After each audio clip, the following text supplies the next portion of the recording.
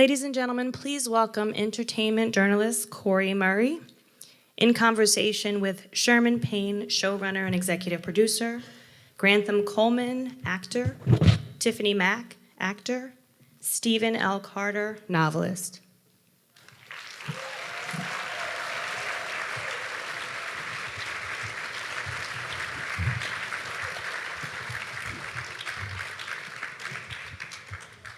How y'all doing this evening? Are y'all not riveted? Like, what's going on with Uncle Jack? He looks shady to me. Welcome, you all. It's an honor being here, especially with the author of Emperor Ocean Park, Mr. Stephen Carter. Thank you. Congratulations on this series, which is on MGM+. I have to ask, how many of y'all got MGM+? Okay. Thank you. We're gonna need y'all to tell y'all friends, though.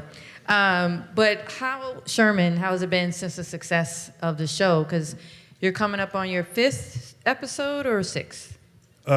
Number 5 airs this Sunday. So if you are not subscribed, now's the time to go do it. You could even do it on your phone. But it's been great. Yeah, the feedback has been really, really wonderful. I've been checking in on social media, and people are throwing out all kinds of crazy theories. I have a few. Yeah, mostly they're wrong, but there have been a couple people who have figured it out. So go on Instagram and Twitter and wager your guesses. Yeah. Okay. I won't tell you, but. Okay. Well, Mr. Carter knows, clearly. Mr. Carter, I want to start with you. This story is over 20 years old.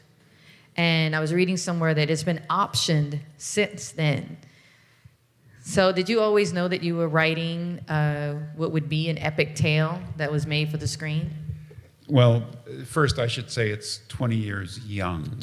True. Thank you for correcting. But you make a good point, because when I published this novel, the world was very different, and one of the things I really love about the interpretation that Sherman and the cast, including Tiffany and Grantham, the fine, wonderful actors who are here with us, is how they brought it into the current age, made it a story for today. I wouldn't say that I was writing for this, hoping for this, no, but I'm grateful. I'm grateful to the editors and agents and others who believed in it. I'm grateful to John Rawls Productions, especially to Aaron Jonto, and to Sherman, and to Grantham, and to Tiffany, and the people who aren't here, and also to my friends and family who stuck with me during the long writing of it, some of whom are here tonight, although I'm not sure exactly where they are. And since you're letting me go first, I do want to say one thing. I have seen all 10 episodes. Mm-hmm. And you haven't? I've seen all 10 episodes. I think it's wonderful. And I have to say that the interpretation, Sherman's vision of it, is a really nice one that I like. And not only does it have a lot of thrills, but there are twists and turns to come in the story. And even if you've read the novel, you'll see new ones. Twists and turns that I wish I'd thought about when I was writing it. So I just think it's great, and I'm grateful that it happened, and I'm pleased to be a part of this. Thank you.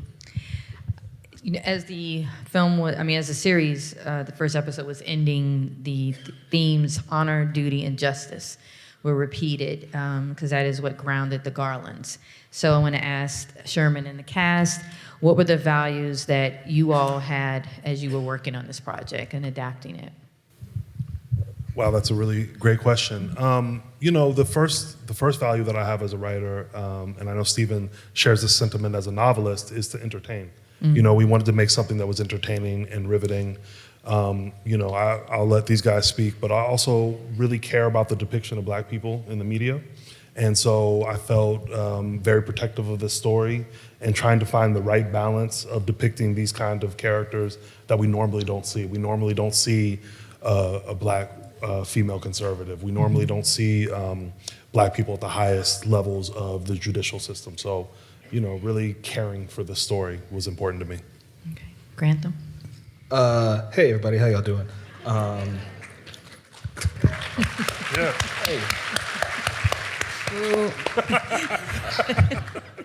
In true Mariah fashion. Honor, duty, justice. I think I can speak for myself. It was probably duty because it's a story that so many people know and they love the book, they love the novel, and they're like, yeah, it's you. You got to go out here and try to do what this man crafted and this other man put together and these other people expect. And so I felt like a duty to serve the story, which I guess is our role as an actor, but also a duty to show up every day and be not nervous around Forest Whitaker because he's an icon. Yes. Yeah, hi, I'm Tiffany.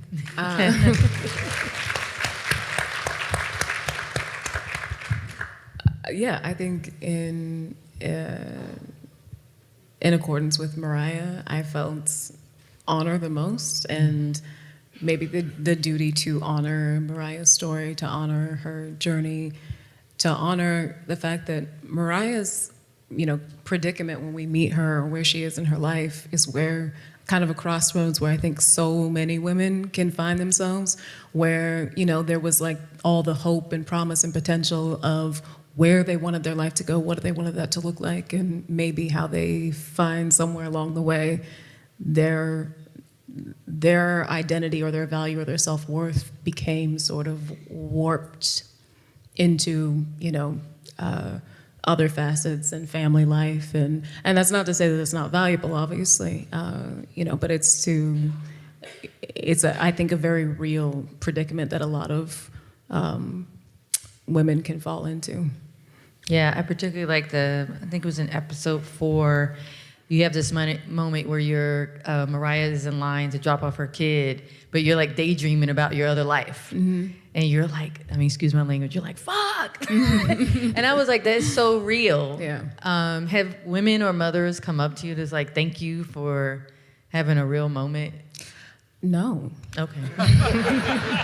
Well, I'm here to tell you, I appreciate that. I appreciate that. But I do. I mean, I'm not a mother, but I do understand like that moment. And even I think when Brian, who plays Howard, and I first started talking about our characters and their relationship, that was a large part of it. Was sort of like, this is a very real thing, Yeah. Yeah. Thank you. For you, Sherman, I read in the Hollywood Reporter that Forest Whitaker said that, quote, you had a special opportunity because you had written all 10 episodes in advance. Why was that so special? Well, okay, let me give you the real. The practical matter is that, you guys may know we had some real big labor disputes in the film industry, both with WGA and SAG. So we had a ticking clock. We didn't know if the WGA was going to strike a deal and we were going to be able to keep writing, or if we had this sort of early May deadline. So the first thing that we wanted to do was get everything, in the can, as they say, for the script, so that we could just have them and be done with them. But in doing that, I think we got a chance to really live with this story, to see the big picture of the story. A lot of times when you're writing for television, you're writing as you go. Mm-hmm. It's being produced, and the room is still pumping out scripts. But we relish the opportunity to be able to look at the story from a bird's eye view and see the whole thing laid out, and to really work and craft it together. I think if you watch the whole series, you'll see that we were very careful about planting some things in episode 2, for example, that might come to fruition in episode 9 in a really significant way. And I think you can only do that by seeing the whole project. It's in its entirety. And clearly, as you guys see, Mr. Forest Whitaker could not join us today, but Grantham, when you mentioned him, for you and Tiffany, what has it been like working with him? Because he is a legend. Oh, it's me? Well, I brought it up. So. Oh, okay. I mean, yeah, it's incredible. It's such a gift to get to the opportunity, and he's just such an incredibly giving scene partner. He is gentle, he is kind, like completely unpretentious. I think I met him and was very nervous, and And he said it. He said hello. He said whatever. And I was like, oh, I don't know if he just, I don't know. But he's very shy. And I came to find out. But very engaging. And yeah, he is just a giant. So it's really an incredible opportunity. I'm very grateful for it. Yeah, I mean, we all know his talent, and we know the person who he is on the screen and all the iconic roles, and the Oscar. And so, getting to meet him as a quote unquote equal in front of like a camera, and there's people there, and like there's this person like that you don't hear enough about the man that he is, and how kind and giving, like you said, and gentle, but like off screen too. Like there was a moment in our first week where we're doing our first scene where it's just me and him, and I'm like, yeah, Forest Whitaker's your dad. He's your dad. He's your dad. He's your dad. He's your dad. And so, like, my nerves as Grantham tapped into Tal's nerves of like, I'm just seeing my dad go through something. You saw the first episode. Like, he's doing what? He's stepping down. What? Stepping down. What are we talking about? So there was a moment where we overlapped, and the director said, cut. And then Forrest was like, was that good? What do you think? You need anything? And I was like, do I need anything? Yeah. Like, what, water? Like, no, I'm good. Like, what do you, like, and he was asking me in the moment as a fellow actor, like, what did you, like, should I be doing something more? I was like, this is incredible. Like, because I got to play with someone I grew up admiring and got to work with him, and he treated me as if like, hey, we're professionals, but we're also friends, and we're here, and we're making this thing that we're supposed to care about and love. And it felt like, I mean, I don't know, it was amazing. A true collaborator. I had a similar experience. We cast Forest Whitaker. I'm of course very excited about that. He's a legend. And after the first couple weeks, I get a call on my phone from a number that I don't have, and it's his assistant. And says, Mr. Whitaker would like to speak to you. And I'm like, what, did I do something wrong? Like, is Forest Whitaker about to scold me? And he gets on the phone and he's asking me how his performance is. He just wants feedback. He wants notes. He wants notes. And I'm thinking, I'm not going to give you any notes. But it's just, but it speaks to his humility and how much he really cares about the craft, like Grantham said. Like, he is a humble guy who really cares about doing his best and making sure that he's doing the best for everybody, cast and crew alike. Oh, wow.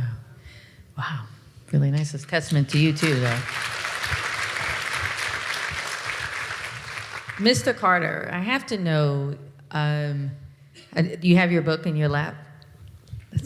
Not only do I have it, I've had all these fine people sign it for me. I have their autographs.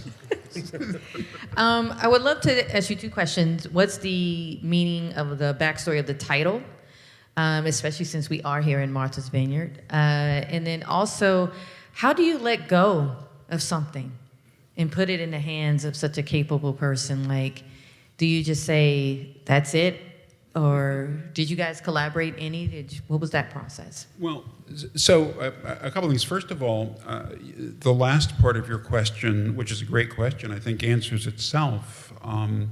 It became clear in this process that Sherman was someone who really, for lack of a better word, I could trust to have a vision that would be a vision of excellence, that would preserve the important parts of the story, that would keep it moving along, and one hopes introduce new people to it after all this time. And so that wasn't any kind of problem at all. I know there are a lot of authors who their book is their baby, and you can't change a single line, and why did you cut out that scene? But I did my best to give all that up. And by the way, I should have mentioned before, back when we originally sold the rights more than 20 years ago, Warner Brothers sent me this wonderful hat. Oh, wow. It says Warner Brothers Phys Ed for some reason. It says, it says on there. But it's the first question, the Emperor of Ocean Park. My family was old Vineyarders. We started coming here when I was a little kid. Well, this will tell you how old I am, but in the 60s, in the early and mid 1960s. And then I stayed away for a while and started coming back again. My wife and I started coming after our children were born in the 80s. And Ocean Park was a place that I loved when I was a kid, and I loved it when we came back with our kids. It's such a beautiful introduction to the island who happen to come on the ferry into Oak Bluffs. The houses there, although they've pretty much all been completely redone, but they have this great tradition and beauty. And so for me, the question about Judge Garland was, what would his life have been like after he didn't get to be on the Supreme Court? And he becomes a little bit reclusive. He's out there in terms of his political views, but at the same time, his life is shrinking.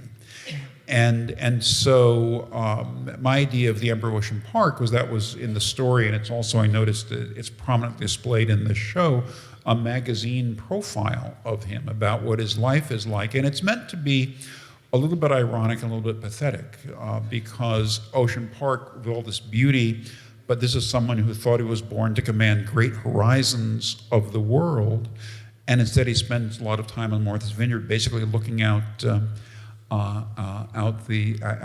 window. And also, if you're a Wallace Stevens fan, you think about the Emperor of Ice Cream, and I had trying to bring a little bit of that in it also.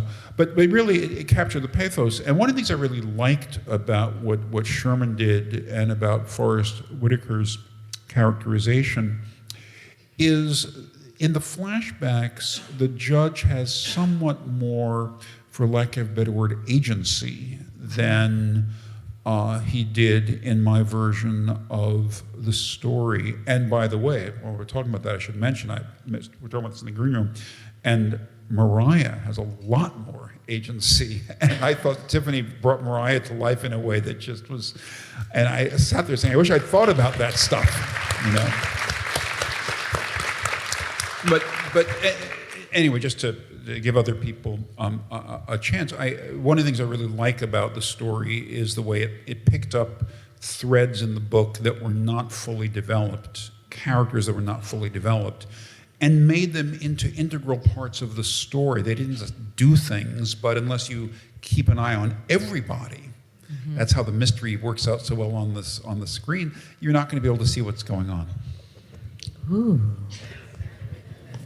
I love it. It's a thread. One thread I also love is seeing, and this is for you, Grantham, is Talcott's vulnerability. The character's a little bit weak when we first meet him, but he grows. I know. I'm sorry. It's not personal. It's not personal. It's not personal. But You're very strong, Grant. You are. But, you know, I know the audience didn't get to see, but for those who are fans of the show, you know, you man up, for lack of a better expression. You grow. But my question to you is, you know, as a black male actor, you don't really get to play in those spaces a lot to really express the layers because it is you coming into yourself, even as you are up against finding out about your wife's infidelity. I know we get a little sneak peek of, oh, I'm sorry. Did someone just get, I'm sorry. But tell me how freeing it is to play a character like that, especially now. The way you described him is one of the ways that I had to keep reminding myself that it is a journey. It's not just who the character is and he stays the same throughout it, or like he can't be the parts of me that I want him to be. Like, I think one of the reasons that they were telling me, like, oh, we cast you because of who you don't know that you are. There's so much of me watching that, because I've seen only 4 episodes. I'm watching it with y'all. You know, I'm waiting for number 5 too. And seeing it, I can finally understand, like, oh, it is vulnerable.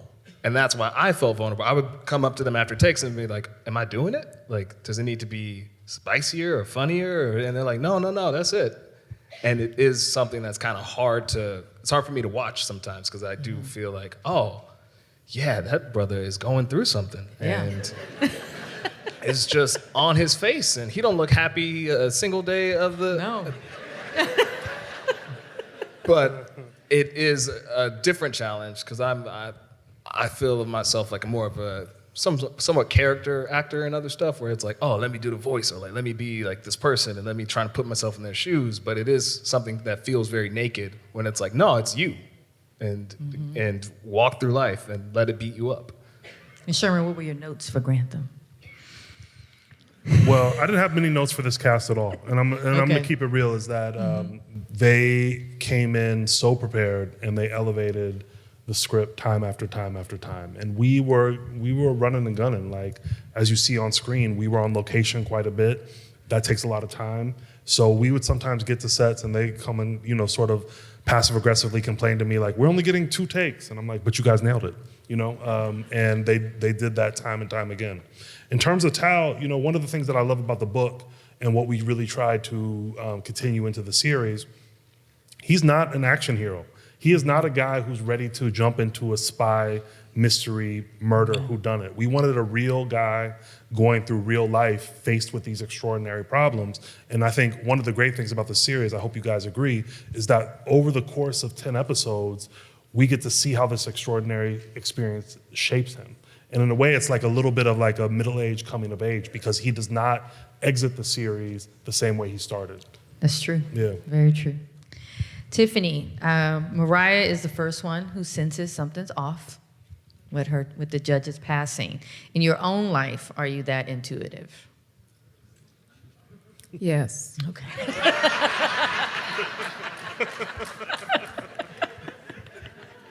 Okay, that's good. That's good. That's good. All right. And I have to ask you all, do you this series, there's a lot of conspiracies. You don't know, like you said, you don't know who to trust, but do you all love a good conspiracy in your own life?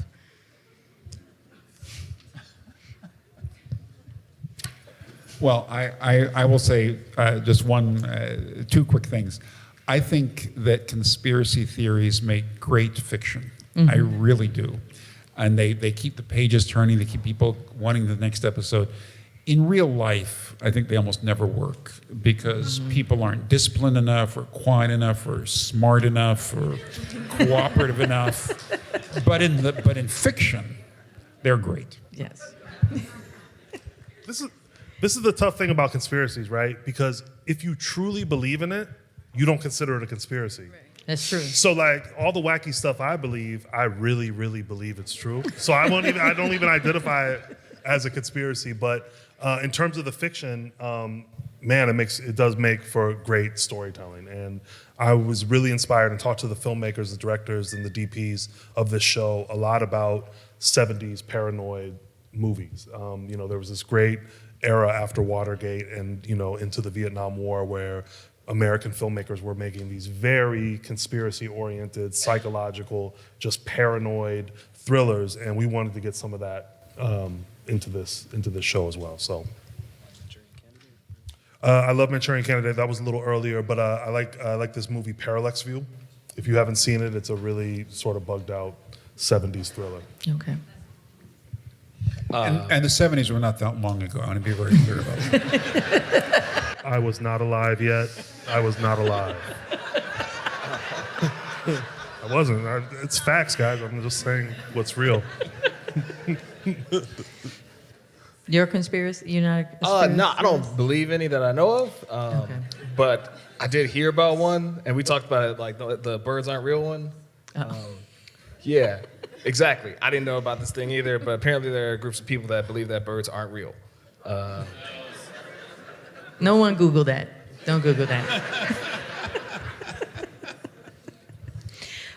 In the series, I believe it's episode 4, there's a moment, Sherman, where Tal is walking, but I think it's, is it a little homage to Spike Lee's filming? Yes. Okay. Yes. So, like all young, His filming technique. I should say. young black cinema lovers growing up in the 80s and 90s, Spike was at the top of the mountain for me. I watched everything he did, and what you're referring to is, his famous dolly shot where he puts the actor on the dolly and the actor is almost floating. I think he did it best in X with, Denzel. And we wanted to pay homage to that. So Cheryl Dunye, who directed this episode, who's a fantastic black female director, put Grantham here up on the dolly, and we got a really cool shot out of it where you sort of get in the character's mind space in a way that you normally wouldn't be if the camera was just, on the ground or on a regular dolly. Okay, cool. And what can you tell us about the next 5 episodes that are coming? Well, man, that's a great question. I will say that my favorite episodes. I really loved episode 4 that just came out. If you guys had a chance to see it, but my favorite episodes are the last 4, and especially 7 and 8 are really, really powerful. And you're going to get to see Forest Whitaker. What I will humbly submit is one of the performances of his lifetime in episode 8. If the show's been criticized for being a little bit slow. I'm not going to necessarily argue with that, but if you stick with it, I promise you that it will pay off when you get to this episode, because you will get to see a master at work in a really, really satisfying episode. I'm very, very proud of it. Okay. I asked this question yesterday, and I want to ask it to Tiffany and Grantham. What kind of set was Sherman's set? If you want to give him his flowers now. What was the family vibe? Flowers only. I think everyone at JWP, Warner Brothers, MGM, and this man here brought together a group of people that were fully committed to making it a space where creativity and business could happen, because it's hard to do both of those at the same time sometimes. And, people are like, oh, but it should be this. And they're like, nah. Or it should be this, nah. But that was also like, is it this? And like, yeah, we could try that.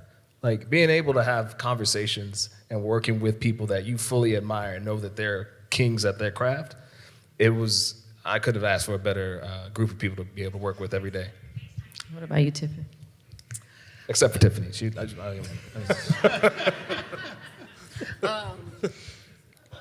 I would say that the energy to me of the set, right, was like our core cast. I mean, day 1, we just clicked. And it really felt like we were a family immediately, right? And I think that feeling did reverberate throughout the set. Everyone's like very down to earth. There was a lot of collaboration, like feeling, pushed, not just by Forrest, but like by, some of my other castmates, not Grantham, to really keep pushing to give your best and do better, a little bit better each day. And hair and makeup team, shout out to them, Robert White and Jesse Dean. And your bob is bobbing. Oh, that's Miss Jesse Dean. Yep. Yeah.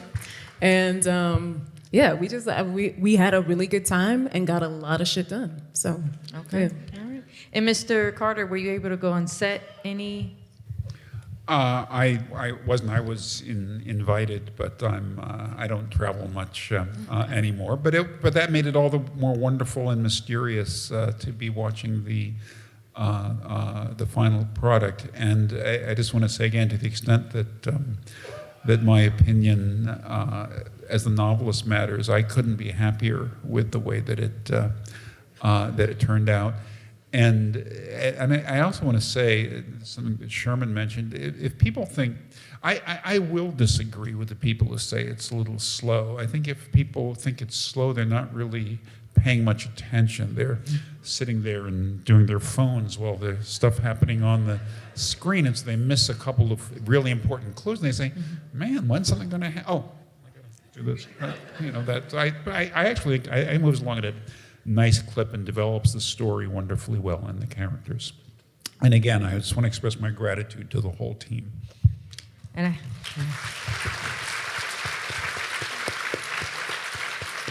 I have one more question before we have to go, but Mr. Carter, I want to start with you. Are you a fan of Nas? Of Nas. Well, unfortunately, I have to say that my tastes in music are a little bit old-fashioned. From the 70s. But I think the integration of the music into the show worked very well. Okay, great. I'm trying not to make this question very, somber, but I like it. Judge Garland's gravestone is inscribed with a Nas lyric. What rap lyric would you want to be remembered by? That's wow. Grantham, go first. I mean, first I gotta go to the rapper, and then I gotta go through the whole category. Like, okay, which one? Oh, man. I know it's a bit Real much. G's I move in should have silence prepped like y'all. lasagna. Let's steal that one. I'll do a Weezy line. All right, I'll throw it. I think because it's funny if it's on a gravestone. You could live through anything if magic made it. It's funny if you're dead.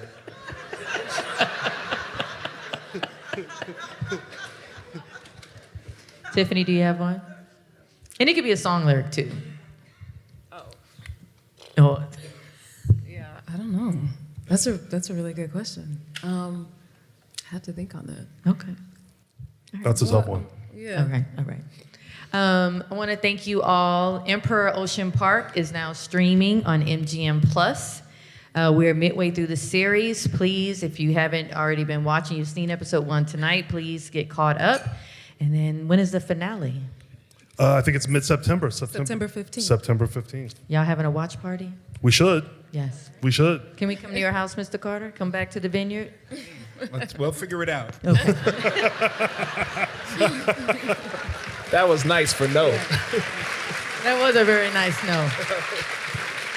Thank you all. Thank you. Thank you.